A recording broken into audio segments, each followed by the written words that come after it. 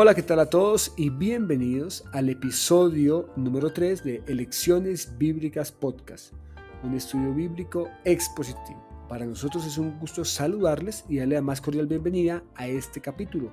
Hoy estaremos hablando del Evangelio según San Marcos, capítulo 1, entre el versículo 14 y el versículo 28.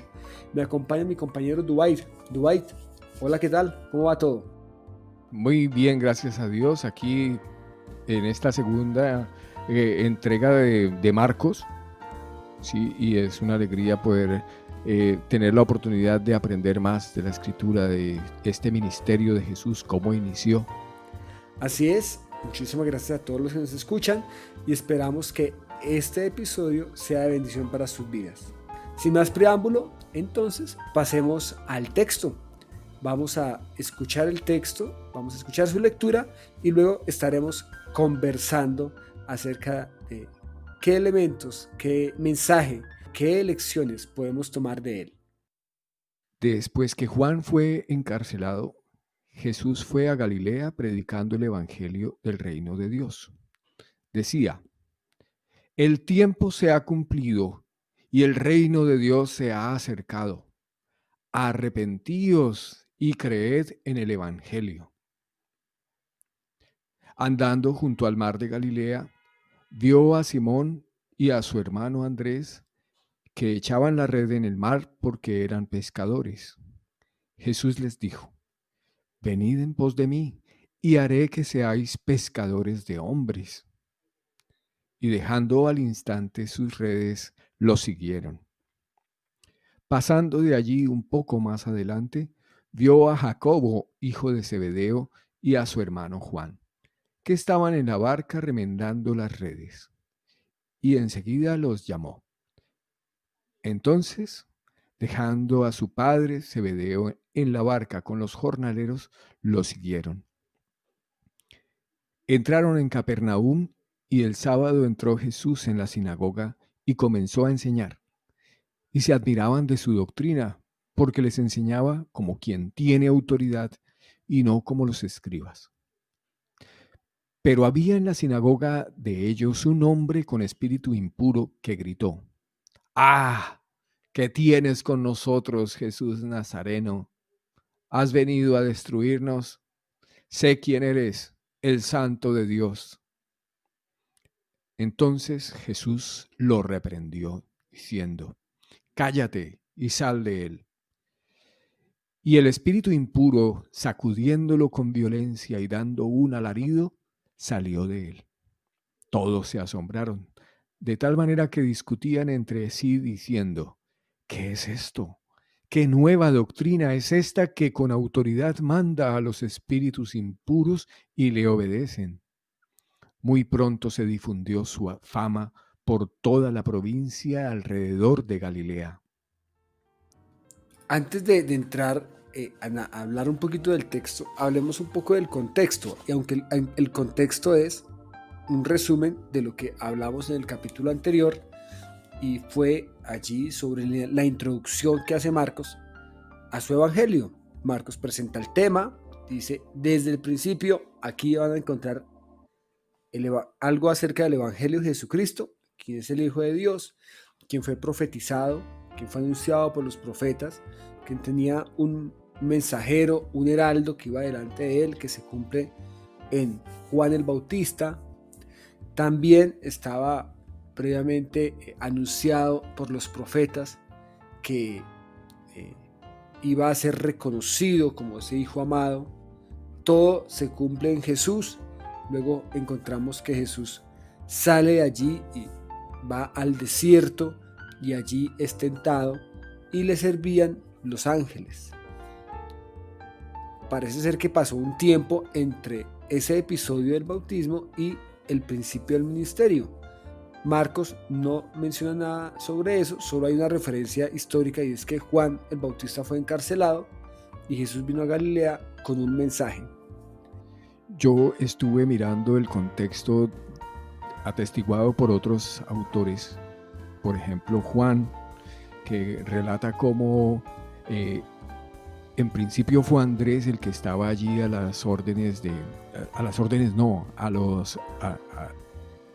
en el discipulado de Juan el Bautista, porque Juan el Bautista señaló el día del bautismo que este es el Cordero de Dios que quita el pecado del mundo. Todo ese testimonio del que hablábamos y que usted acaba de recordar. Pero ante eso relata Juan que Andrés reaccionó y se fue a seguir a Jesús. Se fue siguiéndolo a la distancia. Y Jesús se volvió y le dijo, bueno, ¿qué quieren? A él y a otro compañero, y se fueron y estuvieron, pernoctaron, estudiaron, hablaron, y a partir de allí empieza el testimonio de Andrés, que él es el hermano de Pedro. Pedro recibe también el testimonio que su hermano le daba, y pues Jesús les llama a ellos dos y a los otros dos, que en total son los 4 que nos relata Marcos, pero está como ese otro, y la necesidad de la historia va como con esa construcción de qué ha pasado antes, porque también en este contexto se nos relata en Lucas que hubo muchos sábados, y aquí lo acabamos de leer, que fueron varios los sábados en los que Jesús tenía este ejercicio de enseñanza en las sinagogas. Entonces la gente le escuchaba y allí estaban estos discípulos, y la necesidad de contar la historia sale como de esa disciplina del quién es Jesús, quién es. Jesús comienza su ministerio precisamente haciendo eso, contando un mensaje, que en este caso pues es un mensaje directamente del cielo, y es: el tiempo se ha cumplido y el reino de Dios se ha acercado. Creed en el Evangelio. Allí hay una referencia directa a la época. Yo creo que es una época en donde todo se cumple, todas las fichas se organizan, tanto en lo político, en lo social, en lo económico. Todo está preparado para que algo ocurra. Y Jesús le dice: mire, ya llegó el momento, el reloj ya marcó la hora que tenía que marcar y el reino de Dios se ha acercado. Por lo tanto, les pido que se arrepientan y que crean en el Evangelio. A mí me parece importantísimo esa invitación de Jesús. Yo le llamaría una invitación tipo moneda, donde hay 2 caras. Una es arrepentíos y la otra es creed en el Evangelio. Yo creería, no sé usted qué opina de eso, es que no puede haber arrepentimiento sin fe en el Evangelio, y tampoco puede haber fe en el Evangelio sin arrepentimiento. ¿Qué cree ese mensaje de Jesús, Duay? Viene en combo, le entiendo a usted, ¿no? Entonces, el arrepentirse como cambio de fe, cambio de conducta, y arrepentirse porque hay algo que lo suscita, me activa el pensamiento para decir esto requiere cambiarse. Ese activamiento, pues ese es porque alguien me lo informa, porque yo mismo caigo en la cuenta, y yo quiero en ese caso, porque otra vez volví a un contexto más amplio, no solo el de Marcos, perdóneme ahí en ese atrevimiento, esa falta, porque uno sí que debe concentrarse en el pasaje que está leyendo, pero me atreví a mirar el contexto más amplio, y en Lucas hay bastantes detalles de cómo predicaba Juan el arrepentimiento, diciéndole a cada grupo lo que tenía que hacer desde sus riesgos. Entonces, por ejemplo, a los que eran militares, a los soldados, les decía: bueno, ustedes puntualmente lo que tienen que hacer es ser justos con la gente y ser contentos con lo que ganan, no extorsionar, y estar satisfechos con el dinero, con su paga retributiva. Entonces eso era para los soldados, y así cada grupo tenía un mensaje particular para arrepentirse. Entonces no es tanto un abstracto, porque me arrepiento, ¿y qué es eso? Pues arrepentirse, me arrepiento de todo, perdona. No, el arrepentimiento creo que tiene unas particularidades dependiendo de lo que yo he hecho, de lo que yo soy, de las cosas que debo cambiar. Entonces, por eso la fe va en conjunción con el ¿voy a cambiar qué? Porque pues debe haber, ¿cómo no? Debe haber unos elementos de juicio que yo mismo caiga en la cuenta o que otro me ayude a caer en la cuenta. Entonces yo creo que Jesús también ayudó a la gente para decir cambia esto o aquello puntualmente. Correcto. Aparte, uno lee el Evangelio y los Evangelios, en los 4 casos, pues no corresponde a un relato exactamente histórico de Jesús. O sea, que no estamos leyendo una narración biográfica exactamente apegada al tiempo. Por eso decimos que los tiempos cambian entre un versículo y otro versículo. Y lo que nos presenta cada evangelista es el resumen completo de cómo cada uno vio a Jesús. Entonces, efectivamente, creo que eso es para tener lo importante. Y no solo eso de cómo lo vio, sino cómo lo vio teniendo en cuenta que eso ocurrió hace 35 o 40 años. Yo hace un rato estaba revisando noticias de hace 40 años y la verdad, pues esas estaban muy difusas en mi mente, ¿sí? Guerras de ese entonces, vi por ejemplo al rey Juan Carlos muy joven en un paseo en la nieve, cosas así, cosas que no están en mi recuerdo porque ocurrieron hace 35 años y Marcos está relatando algo de hace 35 años, Juan está relatando hace más años todavía porque es un evangelio escrito posteriormente.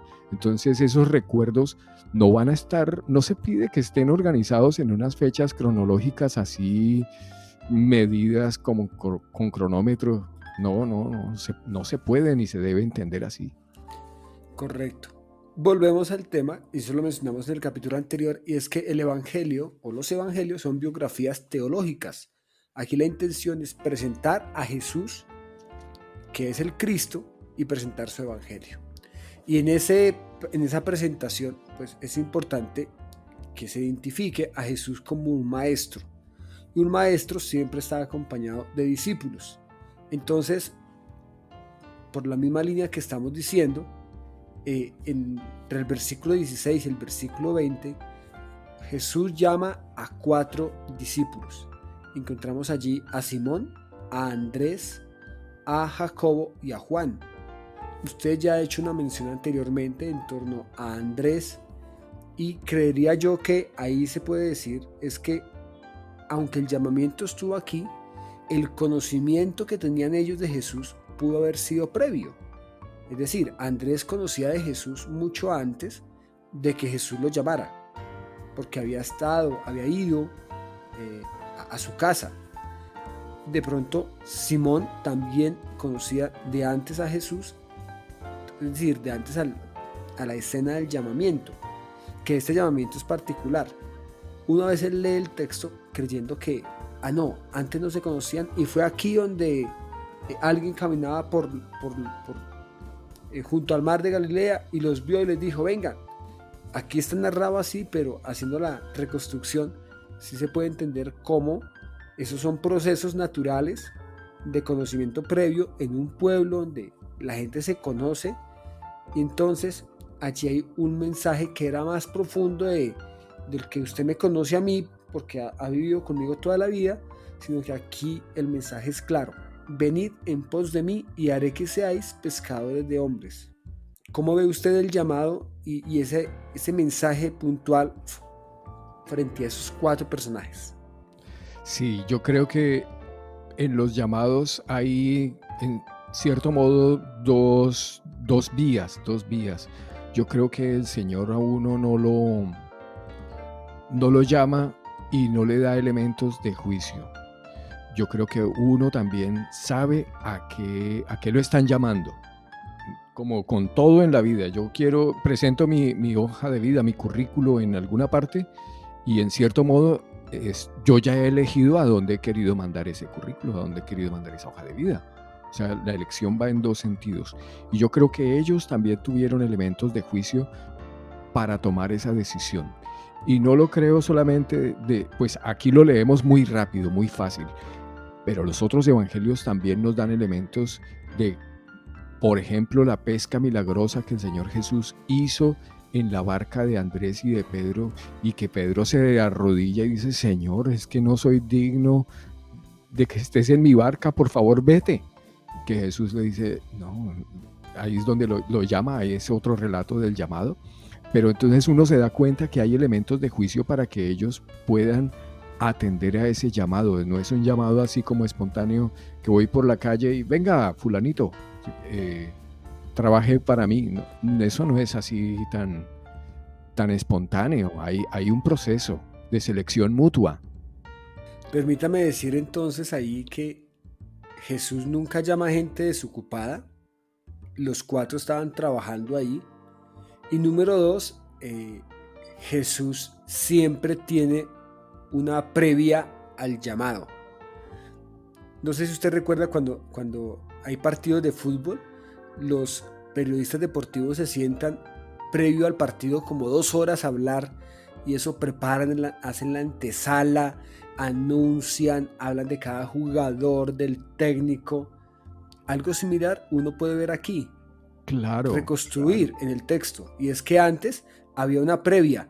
Igual aquí, igual en la vida, cuando uno siente un llamado de Dios, ha habido una previa, ha habido una relación. Jesús no llama ni a un desocupado ni a alguien de improviso. Yo creo que en los llamados que hemos tenido de Dios hay una previa también, hay un encuentro. Proceso. Claro, hay un encuentro anterior a ello, y eso me parece muy bonito.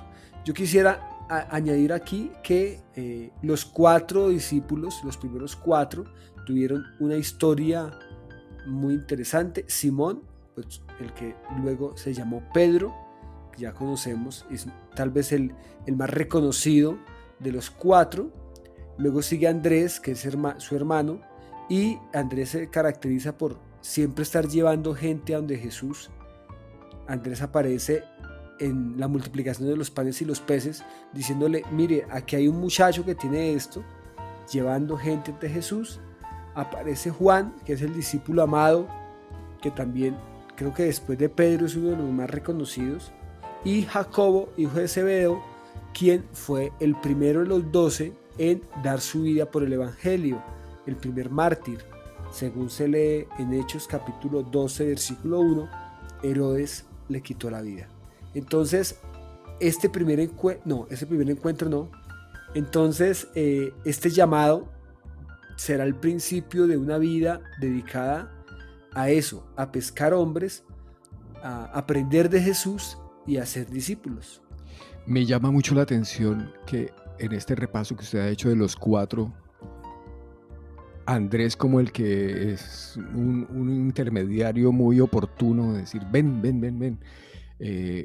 Pero estos otros 3 de este relato han sido muy cercanos a Jesús en todos los relatos de los evangelios. Como ocurre con la vida, uno tiene círculos de amigos. Sí, y los discípulos de Jesús pues tenía 3 muy cercanos. Luego un grupito más grande de los 12, se habla que había 70 seguidores a quienes enviaron a predicar, y luego un círculo más grande que es todos los seguidores, las multitudes. Pero dentro de esos círculos, de estos 4 que acabó de mencionar usted, los 3 están allí en el primer llamado. ¿Sí? Entonces, en esto que hemos dicho de ejercitarnos, de saber que el tiempo no es el de las 4 líneas que leemos, creo que no habría influido el que el inicio del ministerio hubiera sido con ellos, esa cercanía también, porque ellos fueron como los pioneros de este ministerio, de estos primeros sábados en la sinagoga, y además ver a Jesús en su inicio, de cómo iba a la sinagoga a leer, que además ese era otro elemento de juicio para ellos, ver que un hombre tan sabio como estaban viéndole que era, porque ir y explicar en la sinagoga no lo hacía nadie, eso lo hacía alguien que primero sabía leer y sabía explicar, y que ya empezaba a ser reconocido por la comunidad y por toda la gente. Continuamos entonces al siguiente pasaje, que es como la presentación pública, social de Jesús, que eso se daba en la sinagoga. Importante recordar que la sinagoga era ese centro un tanto religioso, pero también un centro social. Usted tiene una mención respecto a la sinagoga y el número de personas de los pueblos. ¿Cómo es esa referencia? Sí, en la Biblia arqueológica, nueva versión internacional, aparece la referencia, aparece la indicación de que en una población en que hubiera 10 hombres judíos casados, al menos, ¿sí? 10 hombres judíos casados, al menos, se establecía una sinagoga, un lugar de encuentro, porque sinagoga significa eso, un punto de encuentro, de reunión y, como usted dice, principalmente con el ánimo de estudiar la escritura, de estudiar la palabra de Dios. Allí había un principal de la sinagoga, era el que estaba pendiente de que todo se realizara de acuerdo al rito. Él era el que organizaba quién era el que leía. Había una persona allí encargada de pasar los rollos. Siempre invitaban a un maestro a que leyera una porción y que luego la explicara. Luego el maestro se sentaba y quienes asistían a la sinagoga conversaban sobre la lectura y sobre el comentario que había hecho el maestro. Esto se deduce también de un pasaje de Lucas 4, que es un pasaje también muy interesante acerca de un sábado en la sinagoga. Jesús entonces hace lo propio, hace lo que tal vez habría hecho anteriormente otros sábados, y aquí la referencia es que quienes lo escuchaban se admiraban de su doctrina, porque enseñaba como quien tiene autoridad y no como los escribas. Los escribas era un grupo de la época que se dedicaba a escribir la ley, a pasarla de texto en texto. Recordemos que no había impresora, no había imprenta, así que todo era a mano. Ellos eran los encargados de ello. Se les reconocía porque pues, en su trabajo de copiar y copiar se conocían muy bien la ley, y también se les reconocía que aunque se la sabían, no la aplicaban, es decir, no tenían autoridad. Y aquí llega alguien con autoridad. ¿Qué tan importante es la autoridad frente a la enseñanza? ¿Qué cree usted? Yo tuve un maestro de trompeta fabuloso. Bueno, en mi familia ha habido mucha cercanía con los músicos. Mis hijos son músicos, pero yo tuve la fortuna de tener como profesor a un hombre llamado Juan Carlos Sánchez, y él tomaba la trompeta conmigo y decía, vamos a tocar. Ese primer hecho a mí me sorprendía, porque no era toca tú y a ver, yo escucho, sino que era vamos los dos a tocar. Y entonces eso tenía muchas cosas para mí que eran reveladoras. Primero, que él se estaba en cierto modo humillando a tocar conmigo porque yo un nivel mucho más bajo que... En segundo lugar, podía yo ver la autoridad de ver a alguien que estaba ejecutando las cosas tan hermosamente tocadas. Entonces, esa era una autoridad maravillosa para mí. Eso me atrapaba porque yo podía ejecutar la trompeta siguiendo mi maestro de al lado, que toca maravillosamente, y no es porque me diga en una hoja de vida, es que yo he tocado tal cosa y pertenezco a la Orquesta Sinfónica de Bogotá y he tenido... No, no tuve que saberle el currículo, su sonido era su autoridad. Entonces con Jesús es como, no es haz, sino hagamos. Vamos a hacer esto, vamos a tocar. Y yo me estoy igualando contigo, además que eres el Dios del universo, rebajándose a nuestro nivel, para que los dos toquemos el instrumento, los dos toquemos la trompeta. aunque yo tengo mucho mejor nivel que tú. Él puede decirnos. ¿Mm? Es muy común que uno siempre recuerde a los maestros que lo han marcado, que le han dejado huella. Y a esos maestros uno termina por admirarlos. Y uno termina por admirar la enseñanza y la forma en la que enseñan. Hay gente que queda en la memoria por eso.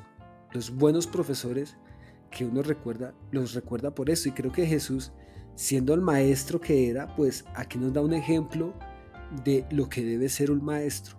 Y es que debe tener una enseñanza, pero también debe tener autoridad para la enseñanza. Y aquí no estamos hablando de hablar duro, porque nosotros confundimos autoridad con hablar duro y con poner voz seria y una cara. No, eso no es de eso. Esto se trata de tener coincidencia entre el decir y el hacer, porque los escribas eran los que sabían mucho pero nunca hacían nada, los que no aplicaban la ley, se la sabían pero no la aplicaban. Jesús lo que hace es enseñar y al mismo tiempo ratificar su enseñanza. Qué bueno que uno pudiera aprender de Jesús ese elemento en cuanto al maestro. Yo quiero hacer una aportación más en ese sentido, y es, hemos escuchado esa frase que dice pueblo pequeño, infierno grande, porque en un pueblo pequeño todo lo que hace alguien se sabe. Uh-huh. Yo creo que para el entonces del que estamos hablando, para ese tiempo, las ciudades por fuera, por grande que fueran, eran aldeas, eran poblaciones pequeñas. Nazaret, una ciudad pequeña. La población en la que él había nacido es que a Jesús no lo conocían solo de los sábados, lo conocían de lunes a viernes. Correcto. Sábados y domingos, aunque los días allá no se llamaban de esa manera. No creo. Sí. Pero entonces lo conocían todos los días y entonces sabían quién era el que estaba hablando y decían, oh, tiene autoridad. Así como conocían a los escribas que no tenían autoridad. Exacto. Y en ese contexto donde la gente, donde el público que estaba en la sinagoga hablaba de eso, de que Jesús enseña y tiene autoridad, aparece un señor gritando, dice Marcos que tenía un espíritu inmundo, y pues peleando contra Jesús de inmediato. ¿Qué tienes con nosotros, Jesús Nazareno? ¿Has venido a destruirnos?, le dice. Pregunta retórica, creo yo, porque obviamente sabía quién era Jesús, por lo que dice después: sé quién eres, el Santo de Dios. Y entonces Jesús hace la expresión evidente de autoridad y le dice: cállate y sal de él. Ahí está la enseñanza y la autoridad de inmediato. ¿Qué decir frente a ese pasaje?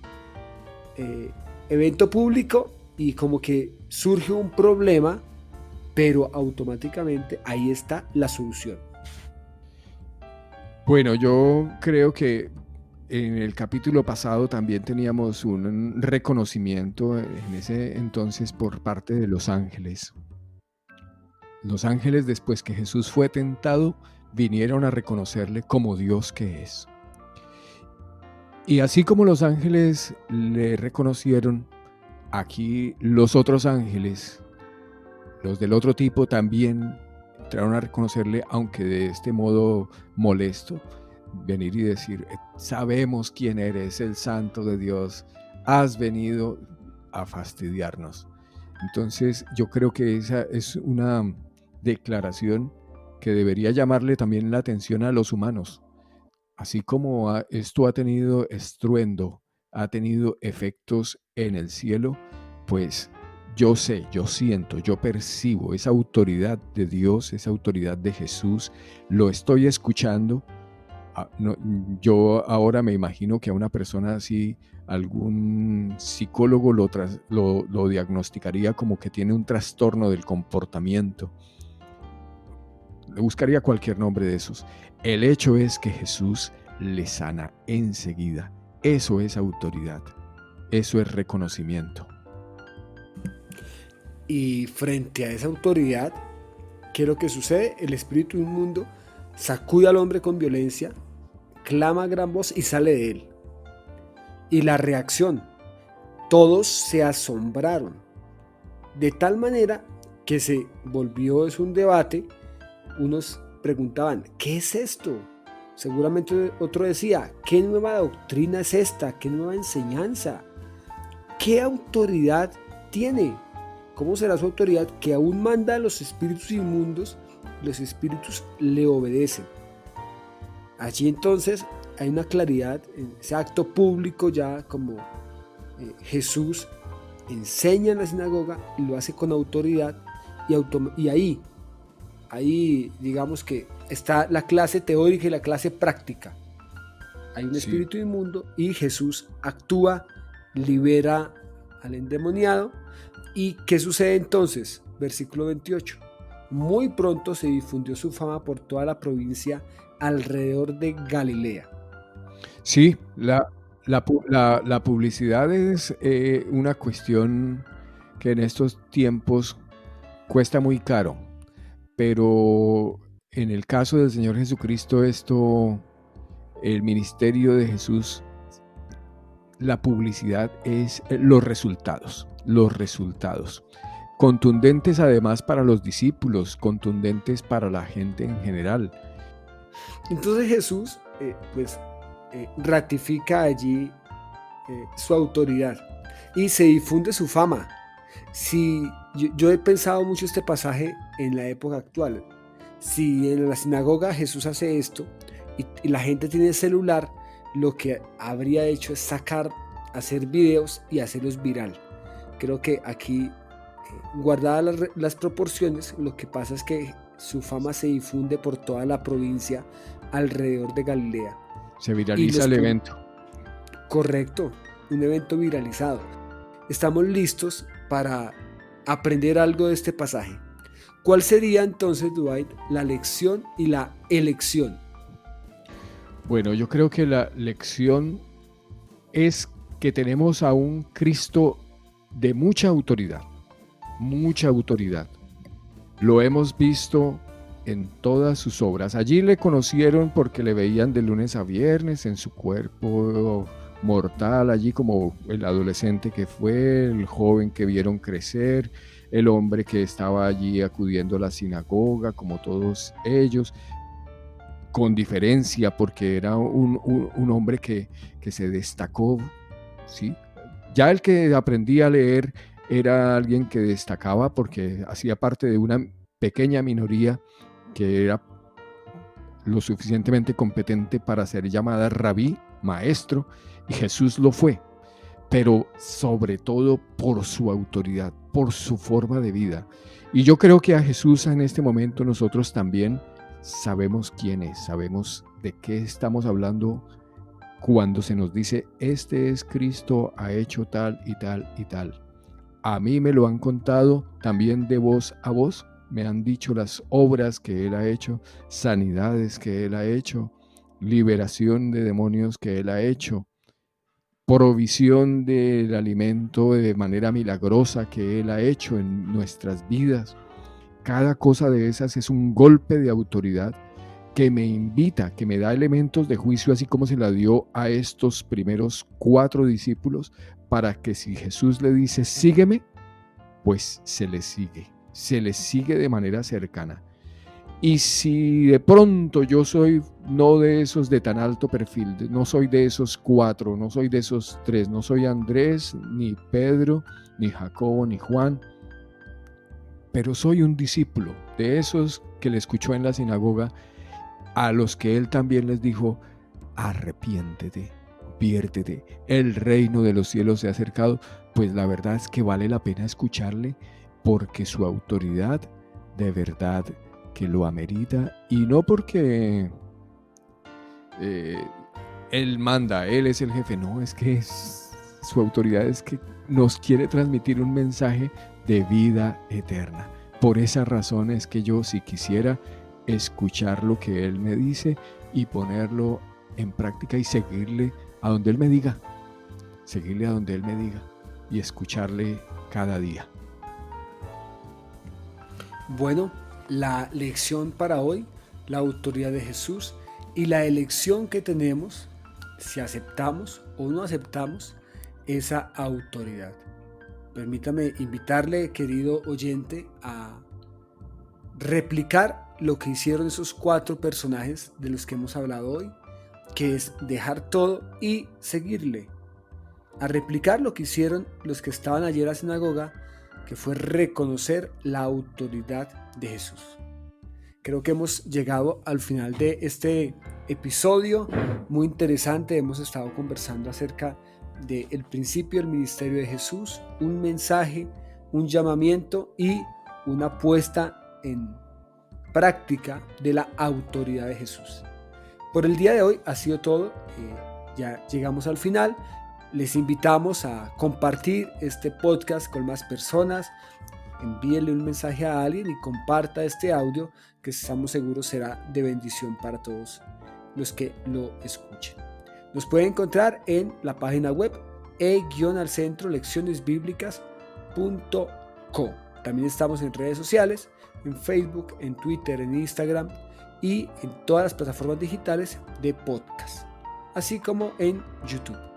Llegamos al final. Dwight, tenga usted unas palabras de cierre. Bueno, gloria al Señor Jesús por poder estudiar estas palabras de vida. Lecciones que nos edifican, a nosotros personalmente nos han edificado, a mí me han edificado y por eso lo compartimos. No nos mueve otro interés y estaremos aquí disfrutando la próxima entrega con la ayuda de Dios si Él no ha venido. Así es, para nuestros lectores queremos invitarles a preparar el próximo episodio, en el cual vamos a estar hablando de Marcos capítulo 1 entre el versículo 29 y el versículo 45. Así que todos están cordialmente invitados. Desde Bogotá, Colombia, les enviamos un abrazo inmenso y muchas gracias por escucharnos. Y también desde Málaga, Andalucía, España. Un abrazo para todos. Abrazo.